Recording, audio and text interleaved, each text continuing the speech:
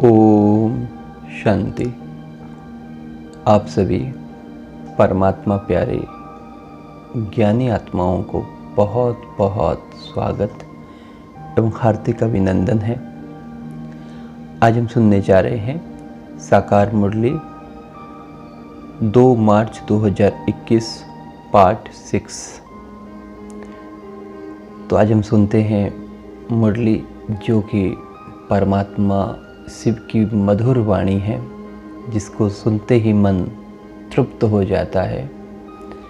क्योंकि अनेक जन्मों से हम भगवान के दर्शन के लालायित हुए हैं, लेकिन अभी हमारा सौभाग्य जो भगवान की डायरेक्ट वाणी हमें सुनने का मौका मिल रहा है। तो हम सभी बड़े आनंदित मन से, खुशी मन से भगवान की वाणी को सुनेंगे। तो स्वयं परमपिता परमात्मा त्रिमूर्ति शिव भगवान उवाच। इस राजयोग की एम ऑब्जेक्ट है ही नर से नारायण एवं नारी से लक्ष्मी बनना। पढ़ाई से कोई राजा बनते नहीं है, ऐसा स्कूल नहीं है। तो बाबा आके हमें राजयोग सिखाते हैं। राजयोग का अर्थ भविष्य राजपद का अधिकारी बनना। तो उसके लिए सबसे पहली क्या चीज़ है कि पहले हमें अपने कर्म इंद्रियों पर राजा बनना होता है। तो बाबा हमें कर्म इंद्रियों पर राजा बनना सिखाते हैं। हर कर्म इंद्रिय मेरे कंट्रोल में रहे, मैं आत्मा राजा हूँ, मैं इन सबको चला रही हूँ। तो बाबा हमें यही राजयोग, और उसकी विधि क्या है? योग। अर्थात जितना हम परमात्मा से योग अर्थात कनेक्ट करेंगे, याद करेंगे, उतना हम अपने कर्मेंद्रियों पर राजा बन सकते हैं। तो बाबा हमें राजयोग सिखाते हैं, और इसी राजयोग से हम नर से नारायण और नारी से लक्ष्मी अर्थात भविष्य सत्युग दुनिया के महाराजा महारानी पद के अधिकारी बनते हैं। लेकिन बाबा यहाँ पे एक बात बताते हैं कि पढ़ाई से कोई राजा नहीं बनते। आज देखिए, लौकिक पढ़ाई से हम IAS ऑफिसर बन सकते हैं, डॉक्टर, इंजीनियर, वकील, पोस्ट पोजीशन प्राप्त कर सकते हैं। लेकिन आज तक ऐसी कोई पढ़ाई नहीं है जिससे कोई राजा बन जाए। जी, राजा कौन बनता है? अगर राज परिवार में कोई जन्म होता है तो वो अपने पिता के बाद में राज गद्दी का अधिकारी होता है, या बाहुबल के द्वारा अगर किसी राजा को परास्त कर देते हैं तब वो राजा बनते हैं। लेकिन पढ़ाई से कोई राजा बनना, ये आज तक किसी ने नहीं सुना होगा। तो ये सबसे बड़ा सरप्राइज है जो स्वयं परमपिता परमात्मा इतना महान परिवर्तन लाते हैं। ऐसा कोई स्कूल नहीं है, क्योंकि जब परमपिता परमात्मा आते हैं तब वही प्रजापिता ब्रह्मा कुमारी ईश्वरीय विश्वविद्यालय, तो ये विश्वविद्यालय की स्थापना करते हैं जब सृष्टि के आदि मध्य अंत का ज्ञान देते हैं। राइट। ऐसा कोई शरीरधारी मनुष्य स्कूल बना के इतना ऊंच पद अर्थात नर से नारायण पद के अधिकारी करना असंभव है। सिवाय परमात्मा के ये कोई भी ये कार्य कर नहीं सकता।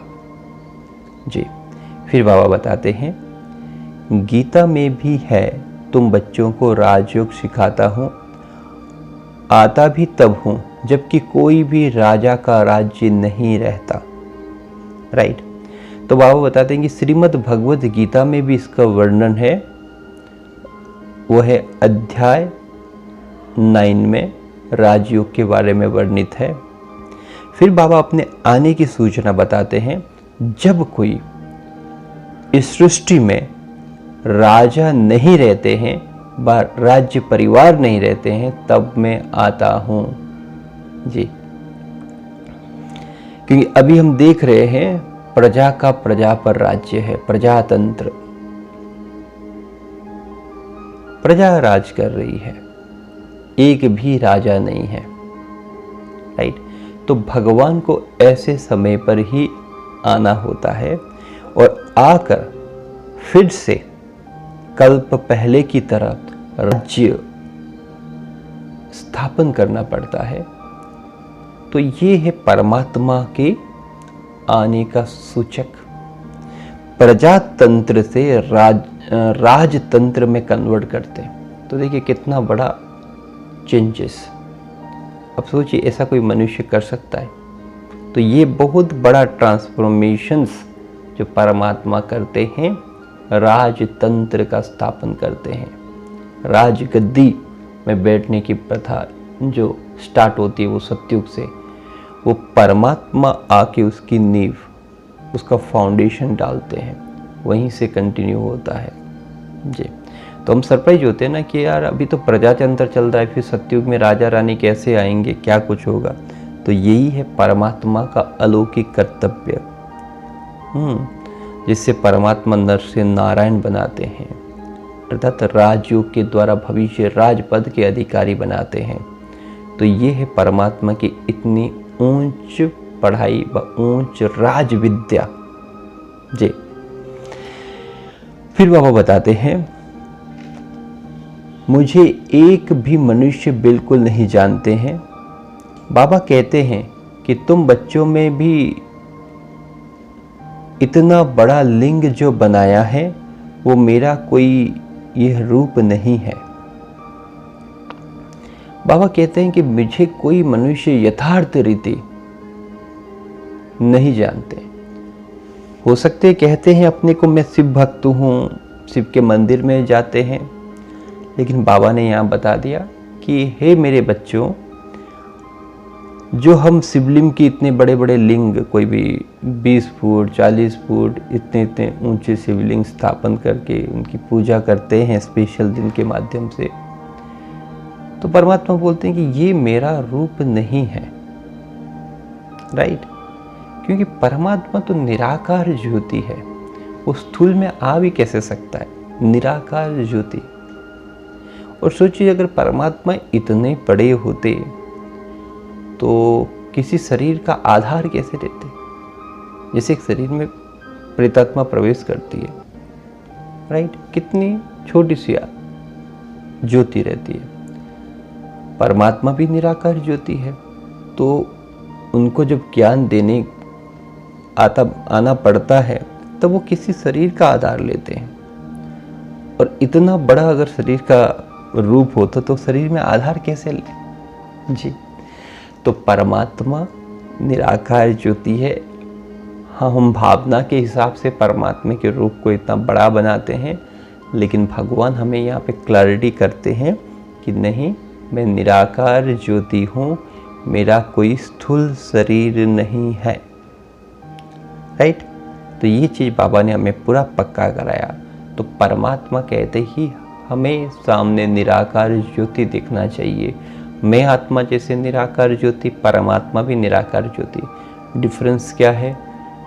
मैं जीवात्मा हूँ, शरीर का आधार लेती हूँ, अर्थात शरीर में मैं आत्मा निरंतर रहती हूँ, लेकिन परमात्मा परमात्मा है, उनका कोई शरीर नहीं है। हाँ, ज्ञान देने के लिए कल्प में संगम युग पर भगवान आकर कुछ समय के लिए शरीर का आधार लेते हैं, फिर ज्ञान दे के फिर परम धाम रिटर्न करते हैं। तो ये परमात्मा का पार्ट है। फिर बाबा बताते हैं, मैं हूँ ही परम पिता, अर्थात परे ते परे रहने वाला परम आत्मा माना परमात्मा। फिर गाते हैं, मनुष्य सृष्टि का बीज रूप है। बाबा बताते हैं कि मैं कौन हूँ? मैं हूँ परम पिता, अर्थात परे ते परे रहने वाला परम आत्मा माना परमात्मा। बाबा बताते हैं कि मैं परम पिता हूँ, अर्थात परे से परे रहने वाला, इस दुनिया से परे, स्थूल दुनिया में मैं नहीं, मैं परे ते परे परम धाम निवासी हूँ, मैं परमात्मा हूँ। राइट? मैं परम पिता हूँ। तो बाबा बताते हैं कि तुम मुझे ये स्थूल दुनिया के निवासी मत समझो। राइट? स्थूल सोचोगे तो मुझे स्थूल रूप में देखने की कोशिश करोगे। नहीं, बाबा बताते हैं कि हमें अपनी बुद्धि को बेहद में बनाना है। परे ते परे बुद्धि को बनाना है। तभी हम परमात्मा के सटीक रूप को जानकर उनके साथ कनेक्ट कर सकेंगे और हमें पावर की अनुभूति होगी। तो इसीलिए बाबा बताते हैं कि मुझे यथार्थ रीति, जो कि श्रीमद् भगवद गीता में भी वर्णित है, कोटों में कोई, कोई में भी कोई। तो भगवान आज इस मुरली में हमें ये पक्का कराते हैं, मैं कोई इतना बड़ा लिंग रूप नहीं हूँ, मैं परमात्मा हूँ, मैं परम पिता हूँ, मैं परे ते परे रहने वाला हूँ, मैं परे ते परे अति सूक्ष्म हूँ। फिर गाते हैं परमात्मा मनुष्य सृष्टि का बीज रूप है। तो बाबा बोलते हैं, मेरी महिमा में भी भक्त बोलते हैं कि मैं मनुष्य सृष्टि का बीज रूप हूँ, मेरे द्वारा ही इतनी विशाल सृष्टि रची जाती है, राइट। तो मैं ही वो रचयिता हूँ, मैं ही अति सूक्ष्म हूँ। तो आज हमने जाना कि परमात्मा के रूप के बारे में और परमात्मा के जो कार्य है राजा बनाने का, राजयोग सिखाने का, उसके रहस्य को भी समझा, क्योंकि ये कार्य परमात्मा के सिवाय कोई कर नहीं सकता, मनुष्य को देवता बनाना। इसलिए गुरु नानक देव की वाणी में बताया गया है, मनुष्य को देवता किए करत लागे ना वार। भगवान को मनुष्य से देवता बनाने में कोई वार नहीं लगता, कोई कष्ट नहीं लगता, अति सहज है, राइट। क्योंकि परमात्मा के पास जो ज्ञान है, वो ज्ञान से हमें वो परिवर्तन करते हैं। तो आप सभी को बहुत बहुत धन्यवाद। ओम शांति।